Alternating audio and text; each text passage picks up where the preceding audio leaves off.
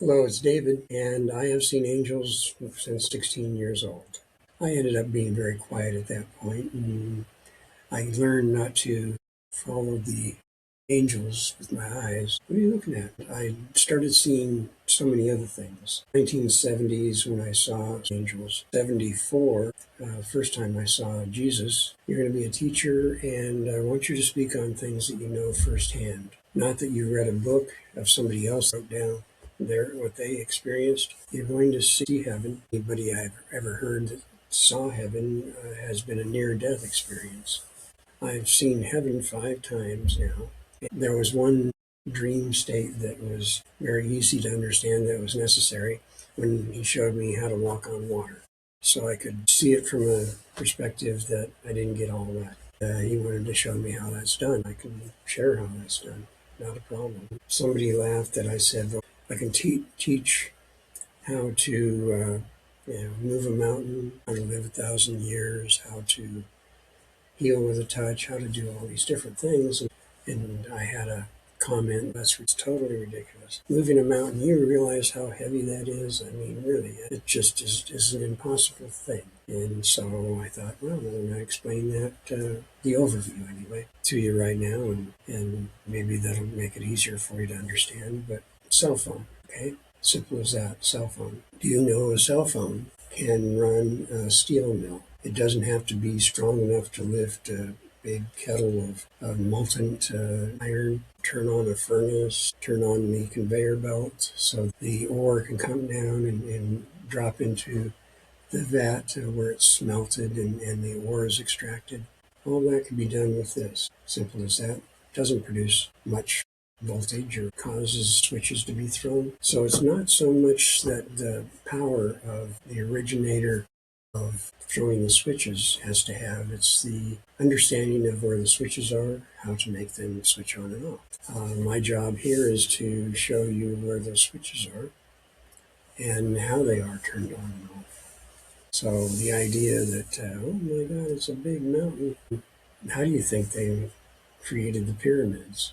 Same thing. And it's amazing how people have a hard time with understanding such a simple system. You are energy that goes through the wall into the next room, into farther than that, depending on how you extend yourself. Think of this for a second. You learn to extend yourself into nature, and I'll teach you how that works. You extend yourself so that you're not limited to inside the body only. All the polarity of the atoms attract each other. If you can extend into an area and then flip the polarity of a certain amount of atoms, then you have anti-gravity. The polarity of how to build huge pyramids, such huge blocks that nothing we have can lift one of those blocks. But they had rollers back then. They had rollers and they had a bunch of slaves with ropes. Yeah, okay. The thing is that if you can make something light, it's as simple as this. Say you have magnets, and these magnets come together, okay? That's the way it is normally in the world. But if you have two positive poles, simple as this, you have two positive poles and they push apart, all you have to do is reverse the polarity on a number of atoms. And again, like flipping a switch, you don't have to personally go over and flip every one of them. But it's a matter of doing that, understanding how that works.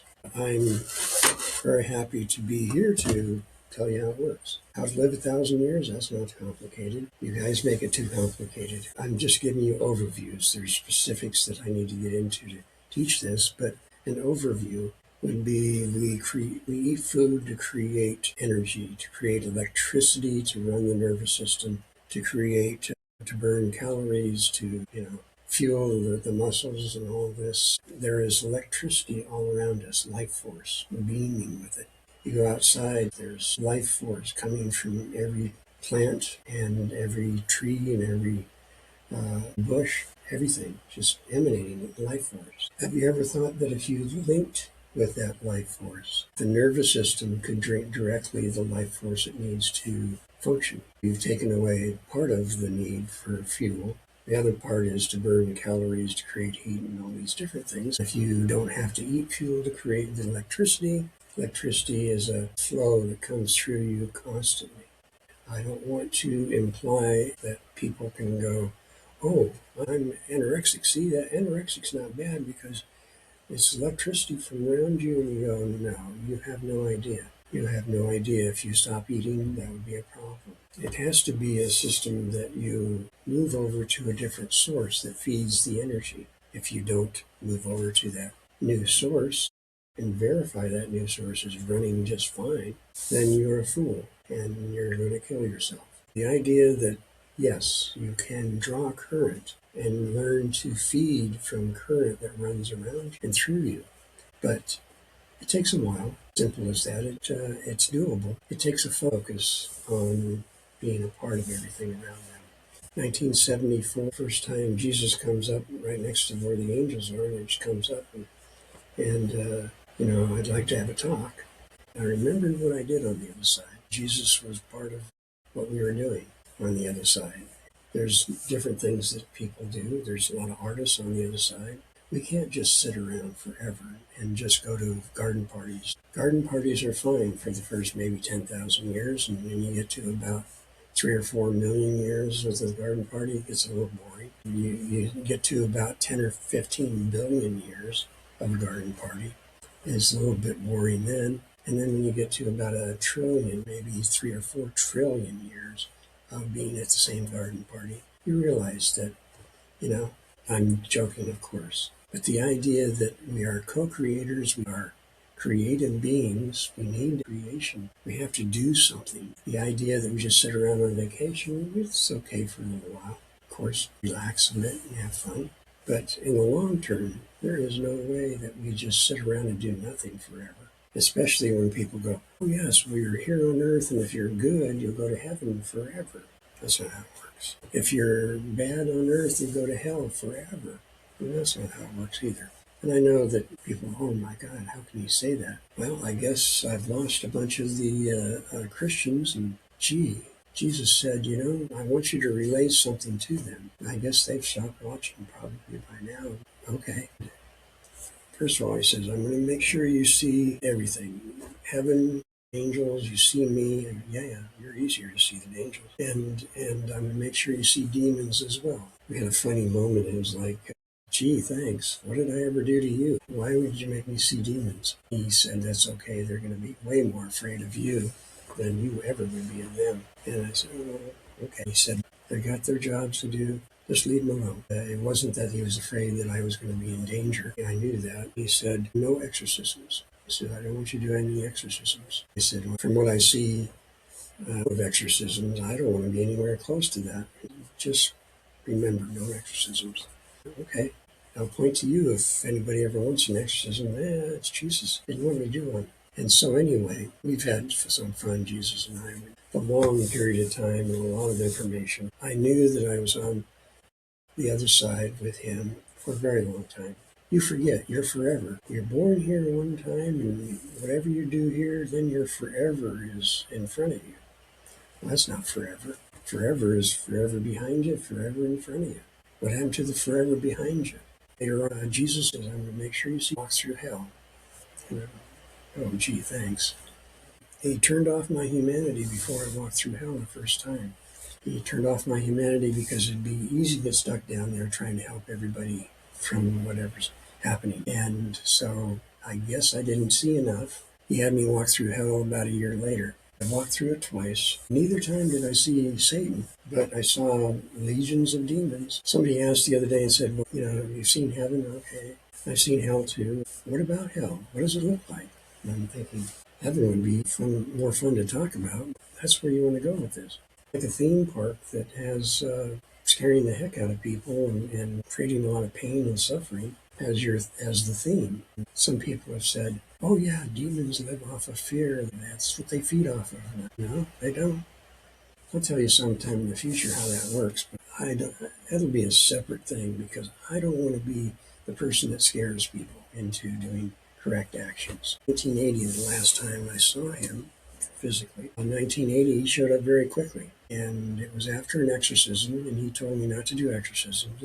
A friend showed up, and I don't regret that at all. A friend showed up, Hadn't seen him in about 5 years. And he said, I had a near-death experience, and I went out the window, went out to the sky, and I turn around, I see my body laying through the window. I could see it. And I think, oh my God, I'm dying. I need to go back. And shot back into his body.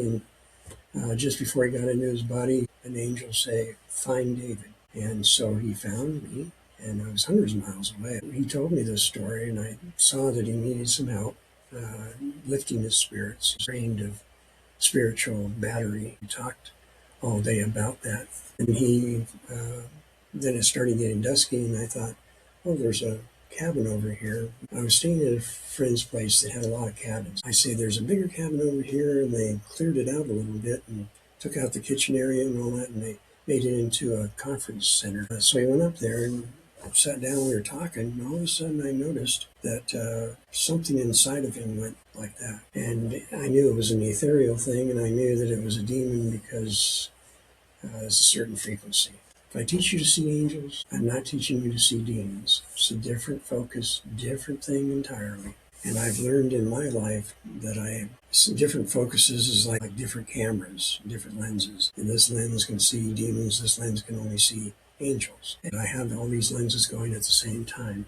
So I saw that, and I went, oh my God. I just dropped my head. I said, I don't even know how to approach this subject. He says, is it about me? Because we were talking about him. Yeah, it is. And he said, just tell me. I said, you're possessed. That went over as to be expected. Can you get it out? I said, the answer to that question is not what you want to hear. Yes, I can get it out. No, I can't do it. Yes and no, what's that mean? I said, I mentioned that I've seen Jesus a number of times. And the first time he talked to me, he said, I'm going to make sure you see demons, and I have, and that's why I could see you're possessed. Boy, that one hid so deep inside you. Usually it's very easy. They don't think they're being seen, and so it's kind of like they attach in the middle of the back and like they're riding piggyback. Very obvious. This one was so deep in him, he must have known right away that I could see him, and what he was trying to hide. I could say that because he jerked at one point. When in the point of his story that I was telling him that my energy got a little bright, and so he jerked. And 10 days before this, I had seen Jacob's Ladder. And about a year and a half before that, I saw the burning bush. And I know that freaks people out. Nobody could ever have that many visions. And if you say that, then you're just making it up, because nobody could ever have them. Jesus wanted to make sure I saw heaven, make sure I walked through hell twice, make sure I see demons as well as angels. Gee, I don't think they could show me different things like the burning bush and Jacob's Ladder. Okay, I'm not trying to get to a lot of people here. If people think, oh geez, the goal of this is to get a big group of people that follow you. No, you guys have failed the last test. I don't want to teach the people that have failed the last test what power is about. I'd like to get the group down to a group that their heart is open. So let me finish this part of the story here. My friend kept coming at me like, please, please, please, like a friend should. Why are you not helping me out with this? And so at a certain point, it was a funny moment that I look on both sides. I go, I haven't seen Jesus in 2 years, and that's only one demon. And okay, I gave him a burst of divine energies, and boom, that demon jumped out of there so fast, like a rocket was attached to his backside. Boom, he was gone. My friend, oh my God, I feel so much better. This is wonderful. I feel so light. It was great. And about 4 minutes later, I see this black smoke coming into the room. And since I've been to the downstairs, I know what that black smoke is. It's like if you took an aerosol can and filled it up with black coal dust, sprayed it in a room. But it is a black that is different than any black you've ever seen. This black here seems pretty black, or that black, very black. That's not black compared to the blackness. It's so black, sucks light into it. That's how black it is. It's different. So anyway, I think, oh my God, somebody's coming back. I'm not afraid of the situation. I'm kind of laughing. But I needed him out of the room. Turned to him and started lying. Go, oh my God, it's so exhausting getting rid of that demon. It wasn't. But I needed him out of the room. It's so exhausting. I need a good half hour, maybe 45 minutes. I know that the place that we're at, that cabin, has a deck, and that has some chairs. So if you can go out, sit there, and it's beautiful outside. But I just need the time. I'll come out when I'm done. I need to recharge and come out, and I'll get you. Oh, okay. We went outside, and thank goodness. As soon as he walks out the door and closes the door, the original demon that I threw out came back. He was there. Thought a glutton for punishment, and he's brought somebody back, I'm sure. And all of a sudden, I see a demon appear, and I went, "Oh, shoot!" It didn't bother me, but my God, he knows the alpha down there. I hadn't met Satan in the last 2 times I've been through hell. Yea, though I walk through the valley of death, I fear no evil. A little bit of I've done that twice. So anyway, Satan's there, and it doesn't even bug me. Jesus said, when you see them, they're going to be more afraid of you than you are of them, so don't worry about it. I see Satan, and I thought, how can I hold on to him and, make him tell me what he has planned? I thought, how many opportunities does one have? I'm holding on to him, and I'm thinking, okay. And I see this glow from behind. Divine light is so different, night and day. From if somebody went to the, dimmer switch and started turning the lights up, it would not be the same. Divine light is so different. So I thought, oh, okay, it's the good guys. So I turn around and I'm like, oh, hi, Jesus. And I thought, I'm in trouble. I told him I wouldn't do exorcisms, and here Satan is in the room. He's in the room behind me, and I looked at Satan. There's other demons around him. And I thought, my God, it goes on forever. It's like a legion. And so looking at Jesus, I was beating myself up. You appreciate somebody and you love somebody and you broke a promise to that somebody. I was beating myself up more than he ever did. So I see a legion of angels behind him. And I'm thinking, my God, is this a summit? What is going on here? First thing he says was, please let him go. Please let him go. I just said, I'm just interested in talking to him about what he has planned in the future. That's all. I'm not hurting him, or not much. And he said, please let him go. And then he says, you almost killed that other demon. You know how kids are, their hands in the cookie jars and trying to justify it. So I told Jesus, I said, no, I didn't kill him. It was like a balloon. When I hit him with the light, I knew how much light that he could handle. I all of a sudden knew that. And then I knew how much light would be like a balloon. If I blew it up too much, it would pop. And so I said, kind of like I learned something in the process. Wasn't that impressed with that, and it was okay. He says, you're all charged up. You know who you have, right? I said, yeah, I know who I have. He says, please let him go one more time. And I hadn't let him go yet. So I let him go, and I thought he'd run off like any caged animal would run off you over the cage. He just stayed right there because Jesus, when I told him I just want to talk to him about what he has planned in the future, he said, I'll tell you. He says, first of all, I want you to stop teaching. You're teaching Garden of Eden. I said, yes, I'm teaching how that works, and I'm teaching some Dead Sea Scrolls, how the Tree of Life works, and how that connects you to this and that. And he goes, okay. I said, am I teaching it wrong? He goes, oh, that's not an issue. He said, but I need you to stop teaching, and you need to wait till 2025. This was in 1980. I said, 45 years? He said, it's all a blink of an eye. And I go, yeah, I know that part of it. Jesus, when I talk about him, I've had a lot of people say, well, it sounds like you're religious. No, not at all. Not at all. How are you talking about Jesus? What's the thing? And I say, I know eternity, both directions. I know that trillions of years of doing one thing is boring, and that we are creative, and let's do fun things, that we are co-creators that like to move the ball forward. So we love to create. We love to then inhabit our creations and experience it. You know how many trillions of galaxies and how many trillions and trillions of planets and solar systems and all the different species out there? Why is it only one species and one life? Then you're stuck in one place for the rest of eternity. And that doesn't work for me. I know better. And still, the people, if you go to hell, why is it that you're in hell forever? You may think that even a year is forever. You may be down there for a few hundred years, and you go, my God, that was forever times 2 or 3. It may feel like that, but if it doesn't have some kind of an out where you can redeem yourself, that you've learned a lesson, and that when you crawl out, there's an old joke about if you crawl out of hell, that usually you become the people that it's only this way, and somebody had mentioned it was you become an evangelist, and I'm like, but it is kind of the alcoholic thing that it's either no drinks at all, or if you take one drink, you're lost. Well, yeah, it's probably an easier way of looking at it. The valve is off or on. It's easier to look at that way, but the truth is that we learn. And if a soul is stuck in hell forever and has no chance of ever moving forward, then that forever in hell never did anything. It never was an action towards a greater truth. People have this thing that you can't tell them that it's not forever, just like heaven, not forever, because you want to have more adventures. So your choice to go say, I want to have another adventure. I want to experience interactive love of children, the love of a mate, the love of friendships, and interactive love.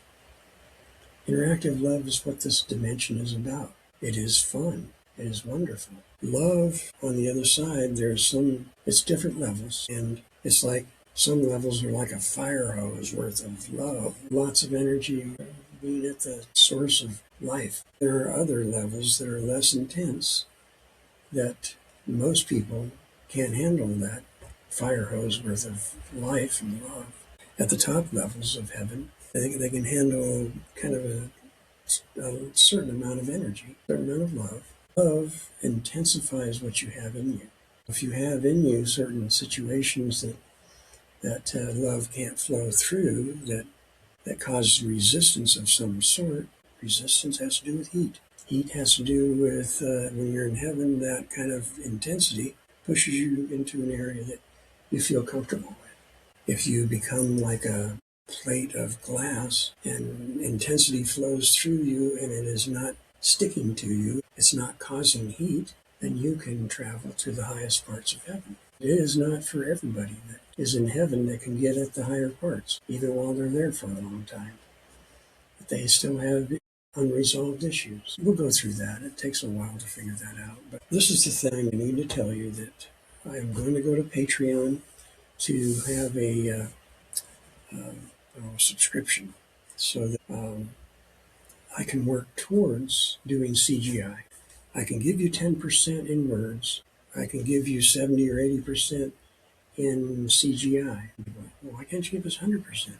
Well, 100% would be like conversational light, where you're open to the raw book of life and you're experiencing that which you're seeing. If I'm showing you in CGI, you're seeing it and you're understanding better. But at the top level, it is basically the experience of it. And I can't give you the experience of it unless you can speak conversational light.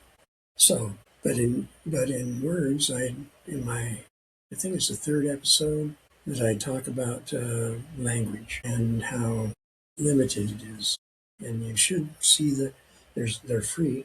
The first 3 lessons. This is I love maybe 4 before this. Anyway, there's free on YouTube a lot of lessons. Check them out. I'll give you an idea. And How to See Angels is one of them. Now, that was my first class, and first time I got in front of the camera, so I'm sure I could do better. But it's Angel 101, and I've always planned on doing the next 202 and 303, whatever, advanced angelology. When I teach you the tree of life about the angels of the world, how to connect with them, how power runs, then that'll be on Patreon. And so it's not how to see angels, and that's my last word on the subject. No, not at all. It refines. Hopefully we get to the point that you can be in direct link with angelic forces in your area. It brings more energy, more enlightenment. I plan on also, I had some great teachers in my life, one of which was a Zen priest. I know how that sounds. Jacob's Ladder, burning bush, Zen priest. What is this? Where's this guy? Where's he been? They made sure, powers that be made sure I had a lot of different teachers, not only to help elevate me in awakening, but to have something to teach you. And this one gentleman that Zen priest, when he showed me, said, "You need better energy. I'm going to teach you the walking through walls." I thought, walking through walls, I always thought that was a folklore thing that, that, oh yeah, from the Shaolin priests and the walking through walls or something. He goes, "Oh, it's the truth. I'll show you." After about 8 months of doing this, and I learned it. There's a breathing technique. It kind of looks like Tai Chi, but it is not Tai Chi. It is a breathing technique. Every move is either an inhale, exhale, long, holding the air out, holding it in, to the point that all of a sudden this energy machine starts running like crazy. And after about 8 months, I started seeing through walls. And I told him, he said, "Well, let me give you the test then." I said, "If it involves walking through a wall, I can't do that, but I can see through them already while I'm doing the form, not all the time. I see angels all the time, but seeing through walls is not all the time." He said, "Okay, what do you see first?" I explained what I saw first, and I knew as soon as he said that he was going for a certain thing, I would tell you, but maybe someday I'd give you the test. He, so he goes, "Yeah, that's exactly how it works." And about 3 months after we had that conversation, I said, "I can see through walls." About 3 months later, I go into a shop, and he had an acupuncture shop, and went in there, and he was all excited. He said, "Go sit down in the back." Came out with this letter, and he put it down. He says, "Read this." I looked at it, and I laughed. I said, "Looks like a chicken walked over. I don't read Chinese." "Oh, that's right, you don't. Okay." He said, "Let me read this to you." And he gets all excited reading it. It was from the head of the monastery. The head of the monastery says, "You've reached the right person. Continue teaching." I said, "My God, that's wonderful. I can die right now." And so much satisfaction in just hearing that. That's wonderful. He looked at me and said, "I never told him I was teaching anything. In fact, what I've taught you, we swear when we get in the monastery that we will not teach outside the monastery, that this is only for monks. We don't even teach in our hometown where the monastery is. Teaching it is breaking the rules." For him to send me a letter saying that it's okay to keep teaching was a shock. So we're doing something right.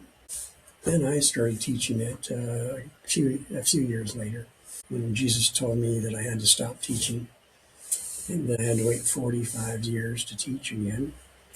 In 2025, I thought, okay, I'll teach this, walking through walls. I had to have 8 2-hour classes, usually in the 6th class or sometimes the 7th class. If his class was slower, we had the whole thing taught. But the 8th class has always been, we do this cycle over and over again as a class. And I answer questions. I asked my 8th class, "Has anybody ever answered the phone here that, you're in the middle of doing this over and over again, and all of a sudden somebody calls and you answer the phone?" I usually get 3 or 4, anywhere from 30 to 45 people, usually the size of the class, but 3 or 4 people, "Yeah, I've answered the phone." One guy in particular said, "You never told us we couldn't speak." I said, "Oh, I'm sorry, I probably forgot how to, on this one class." But at every class from that point on, I always tell people. But he said, "I picked up the phone and a friend was on the other line." And I'm like,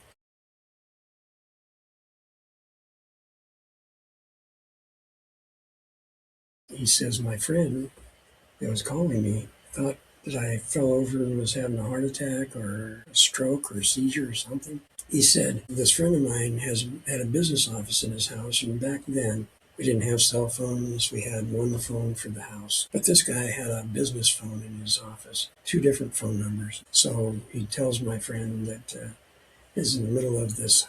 So, "I've got another phone in the other room. I'll go and call 911 and just hold on." My friend by that time had gotten back to a voice, usually about 30 seconds or so. He said, "No, no, no, no, no. Okay, fine, fine. No call, don't call." And then his voice starts coming back. Usually, the energy is so intense and so powerful that you don't notice that you can't talk, because talking is not something you're doing at that moment. So if you all of a sudden are forced to talk, it's like 20 to 30 seconds of, and then 20 to 30 seconds of sounding like an angel because there's a lot of air behind, and then 20 or 30 seconds back to getting to your normal voice. Of course, your normal voice at that time would be very peaceful, very peaceful. Then 30 seconds, you usually have your voice back. So unless a roommate comes in and says, "Hey, what are you doing?" It's usually been a phone call that people find out that talk.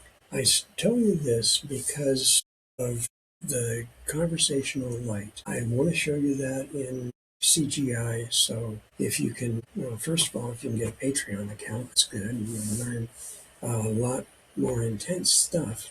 When I talk about the tree of life and connecting to everything, that's when the power starts coming in.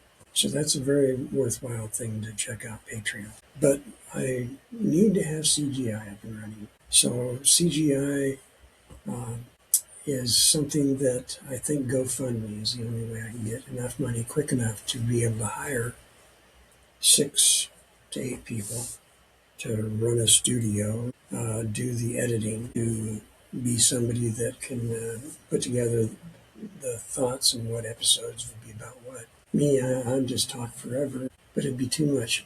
And information should be digested. So I have to have somebody that can help me with that. But let me tell you a little bit more about Jesus showing up and Satan being in the same room. So Jesus shows up and says, "I need you to stop teaching." And he says, 2025 means everything. Okay, fine. What is it, 2025? Why is it that date? He says, "By then my people will have betrayed me." Did not say that they will disappoint me. He said the words, and he repeated it several times. By then they will have betrayed me. And then he points over at Satan. My God, that was unbelievable. I'm looking at this straight on like I'm looking into the camera right now. But I'm looking at Jesus and I'm looking over at Satan, and he goes, and it's like they're working for him and Satan in 2025. But he points at him, he says they're working for Satan. And then he says, "Please tell my people they have 3 years to come back to me." And I said, they're not going to listen to me. I'm not religious. I'm spiritual. I know about forever. Religious people can't understand forever. They think they'll be going to garden parties in 10 or 12 trillion years from now, and that they'll be locked into that. Maybe they'll come back for a little stint in the Garden of Eden after Jesus gets rid of all the people that don't think like them. If you have a tendency to blame, if you have a tendency to our group and their group, we are the good people, they are the others, then that's going to be refined. You do that over and over again until you outgrow it. But right now, when people say, it's funny because 2025 is 2 months after the election. And I think that Jesus understood that if I had a number of people that were listening to me, then that number might have been big enough to change the course of who gets elected. So when people say, that guy that got into office, God wanted him there. I go, man, you're not going to get any argument from me on that. Well, what's your beef then? Well, him being in office gave people permission to be racist, to do racist things, because they think, well, the president, he's those other people, blaming the other people that, gee, those people south of the border. It's a racist kind of idea. The reborn Christians find themselves on the same side as the white supremacists and the Nazis. Wow. Should that be a red flag? No. 1990, I had a call from somebody. He said, "I am so-and-so from whatever group they were calling themselves." And I said, "Well, what can I do for you?" He said, "Are you on the board of a 501c3?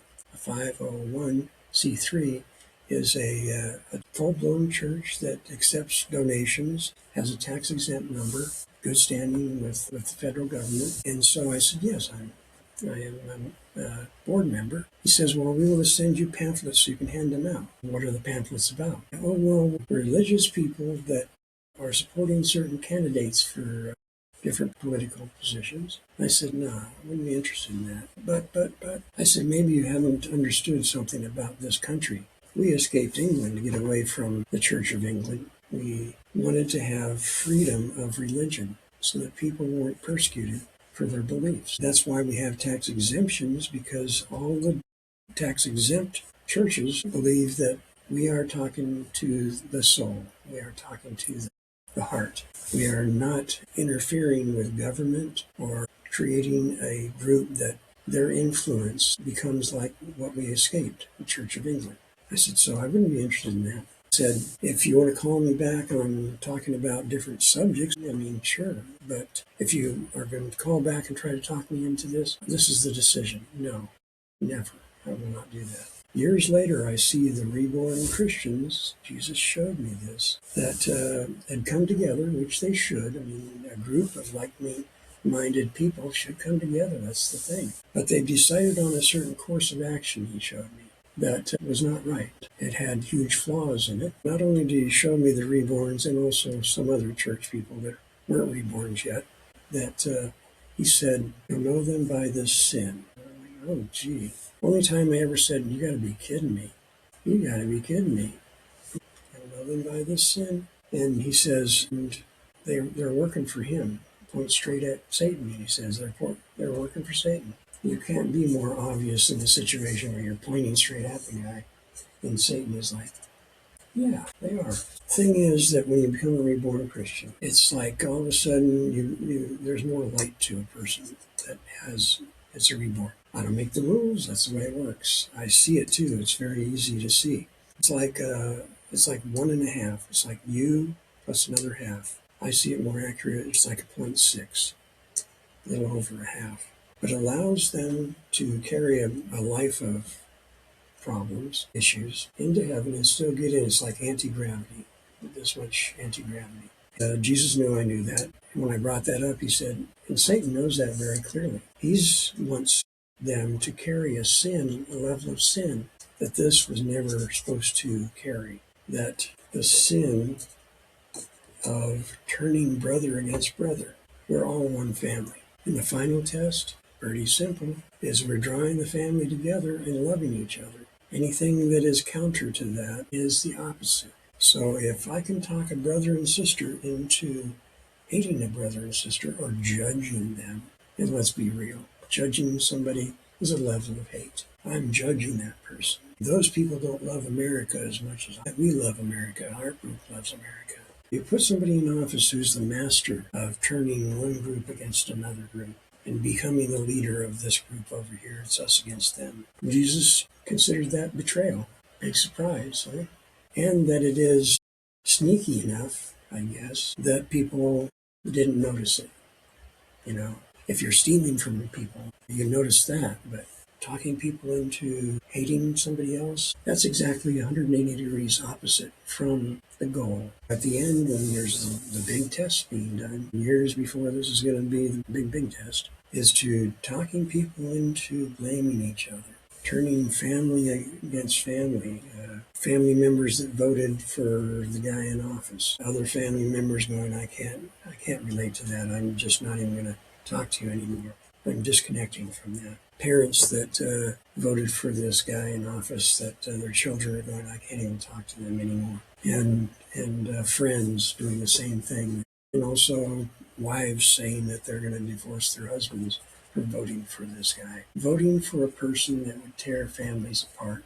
Let's go out here and pick up people that are working and throw them in a prison in a completely different country. And hey, if you have a problem, the rest of the family, you can go down there too. Wow, is this new Christianity? Because nobody told me. You will be known as your actions. That's the truth. What you talk about, good. Talk about good things, great. But you'll be known for the truth of your actions. You break it, you buy it, basically. If reborn Christians got him into office, I guarantee you, if they hadn't voted in a block, he wouldn't be in the office right now. They voted as a block. This is their person. They are represented by him. There's a food program that if you go to school as a young kid, elementary, middle school, high school, whatever, that it's a food program that if your family is a certain income level, that you have a special card and you get to go in early before school and get a free breakfast, a good breakfast, not a bowl of sugar, but a good breakfast, healthy. And then at maybe noon, you get a free lunch. New Christianity can't be good with that because their representative made sure, and a majority of in the House and in the Senate, majority of them voted this through. And so your representatives made sure, and since you're in politics, he's your representative that you put in office, made sure he would be there. And that project 2025 or whatever that is, it's in there. It's in there. People knew what they were getting into. People going, I didn't know. I know what Jesus would be doing right now. That you're taking food away from poor children. And you're okay with that. You're not fighting to get it back in the budget. Where are the people fighting to get it back in the budget? Not happening. So I guess you're okay with it. New Christianity. You also have the new budgets that has been passed, taking subsidies away from people that were paying for health care. The only country in the world. All the other countries in the world, it's all part of living in their country that you get health care. And I saw something the other day on YouTube that somebody just walked in, looked at their watch, and I think within a half hour they walked out with a script and walked over to a window and got the script filled, and they're out the door. This idea that, oh my God, it takes forever. It's socialism, it takes forever. Well, and you can't buy medication over the border because you're Americans. We have to extract money from you. It's the same brand, it's the same this and that. Oh no, but still. It's funny, they can sell it to Canada. Canada can sell it back cheaper. Why is it that we're selling it to Canada and that they can sell it back to us for cheaper? And they're still up in arms that we're buying it cheaper. They're still making a profit. But the idea is that now that you've taken the subsidies away from a lot of families that maybe were paying $500 a month they could afford, it was still not a thing they wanted to do, but they could afford. And now you're going to say, oh, wow, it's $1,500 or $1,600 or something. And you're going, this family can't afford it. But they have one of their children has cancer. Well, they have to afford it. Well, then they have to move to a tiny apartment or something.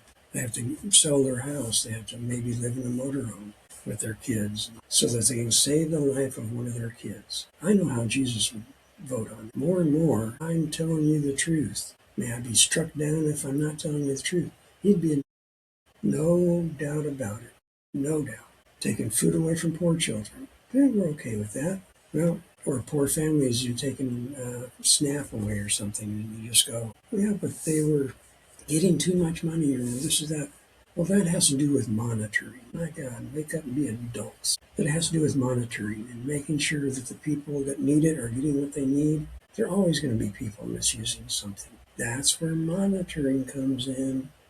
The idea that the reborn Christians have done this, they own it. So Jesus has a new Christianity, one that's okay with taking food away from poor children, poor families, tearing families apart. If you need people from another country to do some jobs because people here won't do them, then you work out a situation. Intelligent people would do this. That you figure out a system that you can bring people in, seem to have a system, it's just not well regulated or monitored or even figured out what the laws would be on it.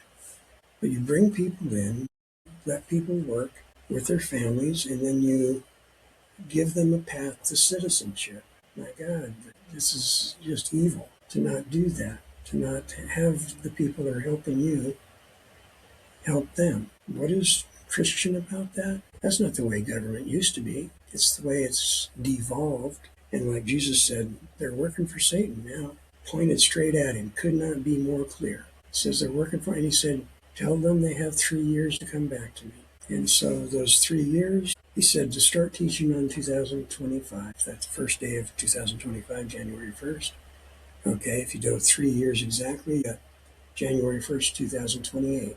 He told me, he says, at least 3 years, and he said that for a very good reason. At least 3 years, because he didn't want people in their shelters or their basements. Oh my God, I'm surrounded by guns and, cans of soup and rice and beans and water and waiting for the end. Is it going to be 6 o'clock? Is it going to be? No, he didn't give me a date. I don't know, maybe 2035. I sure wouldn't, when somebody says you got 3 years to come back to me, I certainly wouldn't wait a week if it's that important to you. But maybe he was wrong. Talk to him. Talk to him. I'm the bearer of bad news. When he gave me the, can you tell my people? It's like, gee, thanks. Yes, I can do that. I can try, but they're not going to listen to me. I guess when you get to the other side, you can always tell people, that David, he didn't make a big enough case. He wasn't convincing enough. I guess that's where your discernment should have kicked in. You blame me all you want, because I'm spiritual and not religious. Jesus knows that. I told him multiple times. I'm spiritual, I'm not religious. Okay? I got a very short period of time. I'm hoping to get people motivated enough to go to GoFundMe. And since I am a board member of a 501c3, there is a tax number. And if somebody wants to give larger amounts to get CGI up and running so I could teach you stuff. Here, I'll teach you about heaven. It's a beautiful place. It's like little rainbows of energy in the white light of things that form different images, and there you go. It's beautiful. Everything is love. I could show you it. I could give you a much better understanding of it.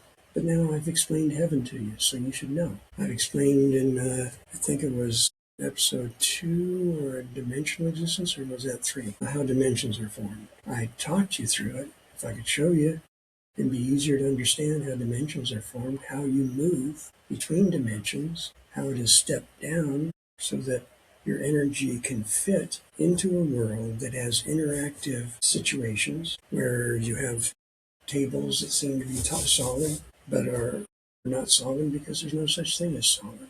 How could that be? Yes, there are. Everything is made of atoms, protons, neutrons, electrons, all electricity, wispy. You have an atom that comes together and they're all wisping in different directions. They're all wisping at the same time. Just like a fan, when you turn a fan on, you go, oh, that fan looks like it's solid because it's turning. It looks like it's solid, it's not. But the atoms and the atoms that come together, the polarity holds them apart and stuff, and it appears that they amass mass. Everything appears to be solid. That's great. It is supposed to be that way, and we're supposed to have fun with it. Everything responds to energy. We are the co-creators. We are the sons and daughters of forever. We, in our natural state, can influence the flow of atoms, flow of energy. When I saw the burning bush, which was about 1.5 years before I saw Jacob's ladder, which was 10 days before I saw Jesus the last time. Anyway, how that works. But I saw the burning bush. It's a funny story. Someday I'll have time to talk about it, but a whole tree lights up. And then I saw hundreds of planets. It was the information that was passed to me was passed in a form of remembering rather than learning. Learning would take time. Remembering, that's what the benefit of speaking in conversational light. So much download in a very short period of time, and a fulfilling understanding of the truth.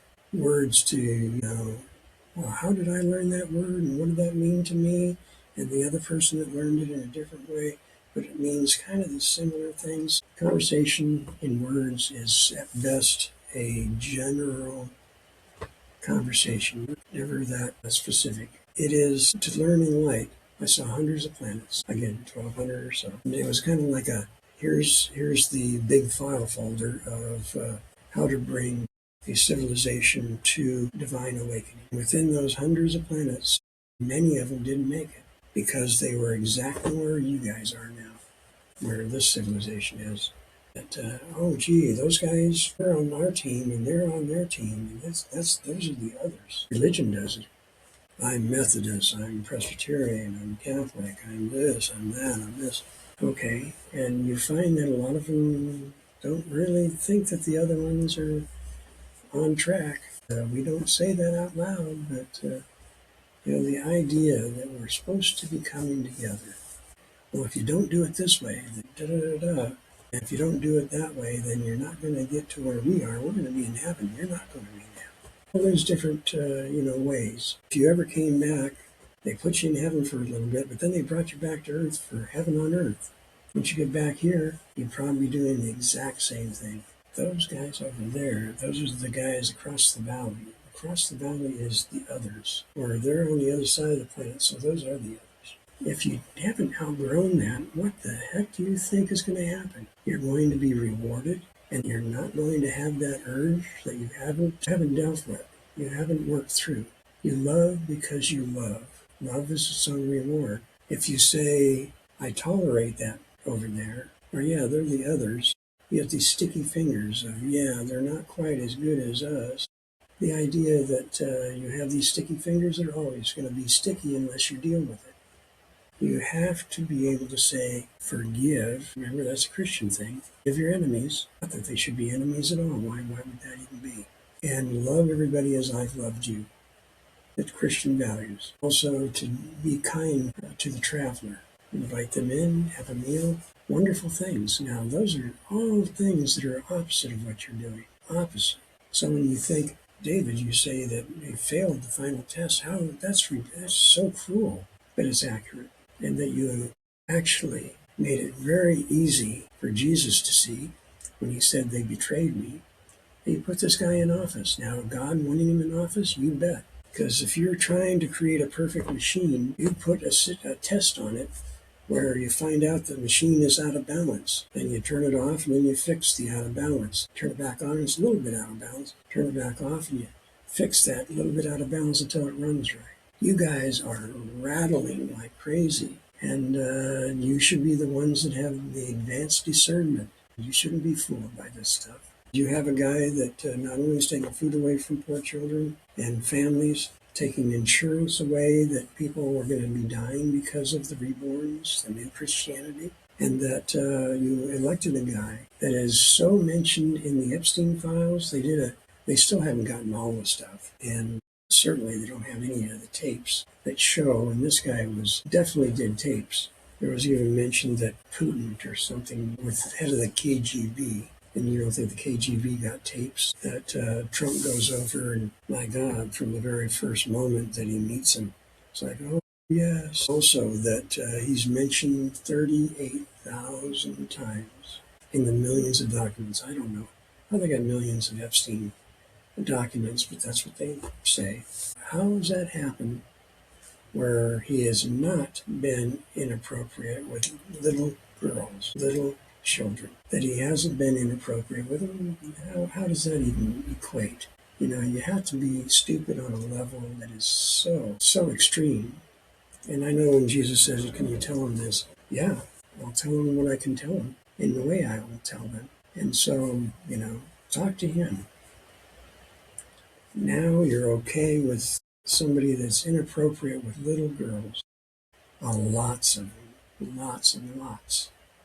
Lots of them. One girl came forward and said, he took my virginity, and he commented that he liked the idea that she was the same age as his daughter. Now, I saw that online, so it doesn't mean it's true, but it makes sense. Christianity, we're okay with people that are inappropriate with little girls. And then when he said in this thing, there was a Hollywood bus or a bus that he was on, and he got recorded saying that when you're rich and famous, they let you grab them by the genitals. Every one of the reborns knew that.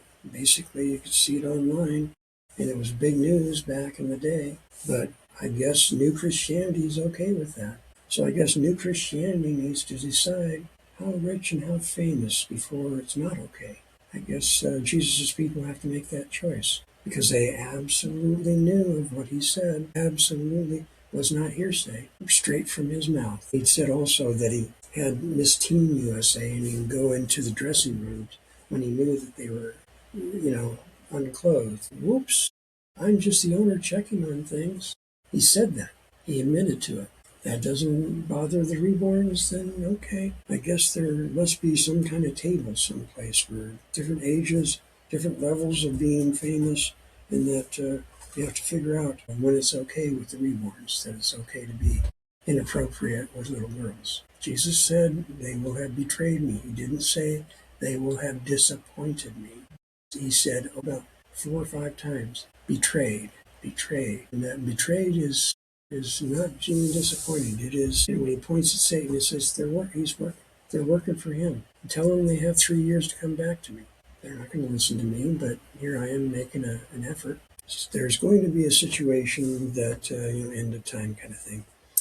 Cataclysms will happen. It'd be good if you guys had some rice and beans and different things in your basement, water and stuff that, just in case. And if our system usually is running just fine as far as food in the stores, but if there's a hiccup, it's good that you have something in a pantry. That's just being smart. That's not being panicky. That's not being conspiracy theory. That's just being smart. If there's a hiccup, you got food. You're taken care of. That doesn't mean you have to hoard like crazy, because chances are that in a different situation you will be a cataclysm of some sort moves a vast number of people from one part of the country to another. I'm not going to get into all this stuff, but say if there's earthquakes and you go, okay, well, earthquakes, okay, but some houses collapse and some kind of lean, and you look, go, I'm not going to stay in that house. Next time there's a little shake, boom, I'm crushed. So you end up living outside the place, even though it's standing still, but it's not, you're worried about it going over.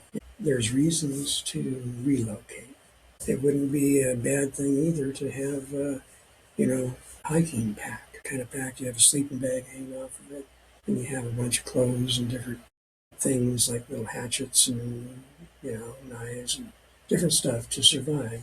String, ropes, whatever, different things to set up, a little pup tent or something, and put that in the closet where you walk in the door and you hang up your winter coat, put it in the closet. Each one has one. Don't have to make a big deal of it. After you get them all in there, throw a blanket over it, just forget about it. If you ever need it, okay, everybody out the front door. And there you go. That's not panicky or conspiracy theory, or it's just being ready for something. There's so many different religions and people talking about things that are going to be changing. What if there is a big, huge solar flare? That's pretty likely. Takes out all the satellites. No internet, no telephone, no. And you're all of a sudden, oh my God, what's going to be happening here? We're completely cut off from all people, and as freaked out as people are to be connected, and talk about going through withdrawals, but also having a reason for worry that things are happening and all of a sudden all the communication is down. Okay. That goes along with the stamp of the beast. Jesus is sending people back all the time. Stamp of the beast. And it's basically this. When you have a lot of people that are moving in kind of caravans, an exodus of people, hundreds of thousands, maybe even millions, from one part of the country to another.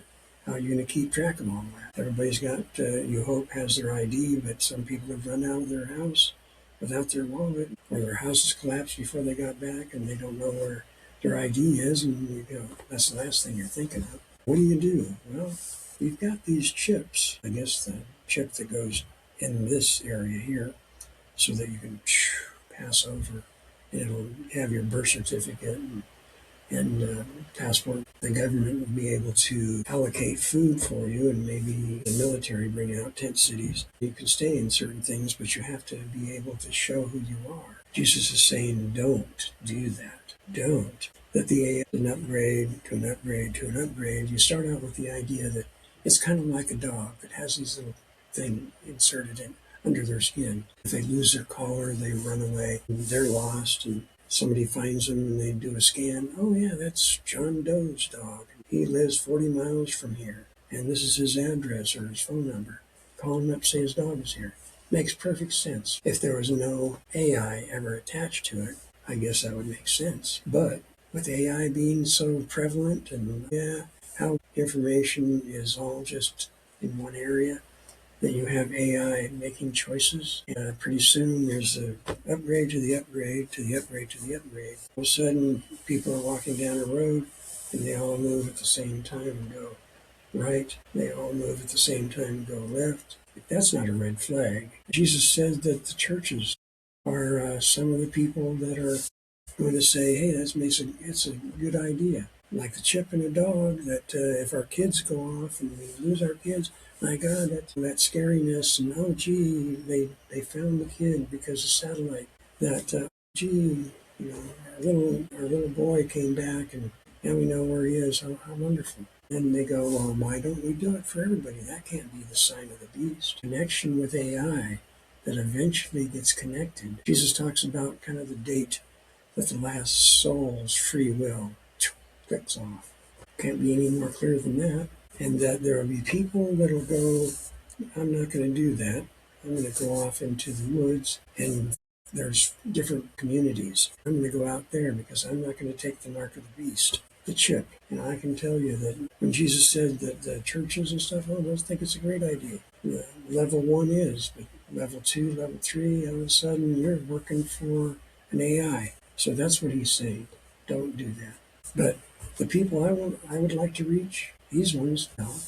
I'm trying to reach these people that go off into the woods. They have to be one with nature, connection with the angels and life. They're going out to the garden. The others are going to be led around by AI. So in the future, when I talk about connecting with nature and the walk through walls thing, I have never ever seen in my life a thing that sin drips off of people.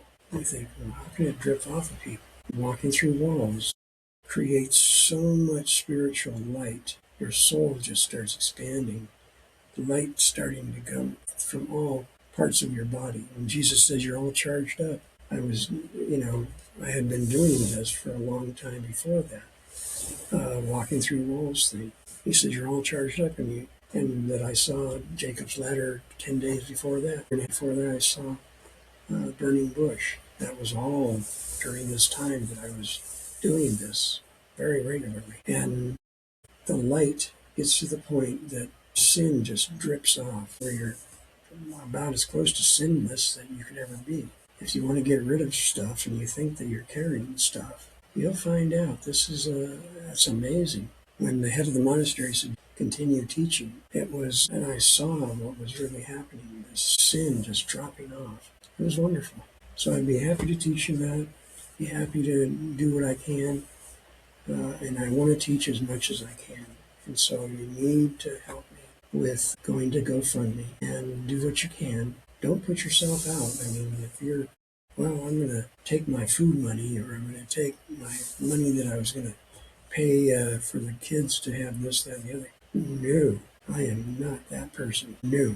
But if you can afford something, fine, I'd be very happy. And I know that people will say, oh yeah, there's good karma involved. Yeah, there is. There is good stuff involved. I'm not trying to hold that over your head. It's just that things happen to people that are trying to expand good things. Your soul kind of like gives you the benefit of helping you understand that doing good things is a good thing. And that I will leave it at that. And I thank you so much for watching. Again, my name is David. We are here for a short time. We help each other out. And that's the benefit. And we help the next group out. It's kind of like this, kind of like being a short order chef at a cafe. And you have a big grill and you go, okay, we'll put on four pancakes. Okay, fine. A few minutes go by and you flip those pancakes and they're beautiful. Then you add a few more pancakes and the first ones come off and they're great. Doesn't mean that the next ones aren't great too. We all come in and we experience a certain amount of time. We do some good things and we try to learn what it is that if we power up someday, that we will continue to love each other and do kind things for each other. It's the only way this thing works out. So please remember that. And remember to forgive. If I just told you different ways to hate, then I am sorry about that. I've told you different ways to identify people that need your love. And not love that I'll love them, but none of that sticky finger stuff. I love you, and that's it. I forgive you. No sticky fingers. If you haven't come to watch this and come away with that understanding, then you've misunderstood what I've said. So thank you very much for checking in. I'm looking forward to giving you a whole lot more information about the Garden of Eden. Remember, that's about waking up to divinity, not just a good produce stand. Garden of Eden. Garden of Eden is where the sons and daughters are forever awakened. That's within form. So you can have both interactive love and a wonderful experience with creation. So thanks again, and I'll see you next time.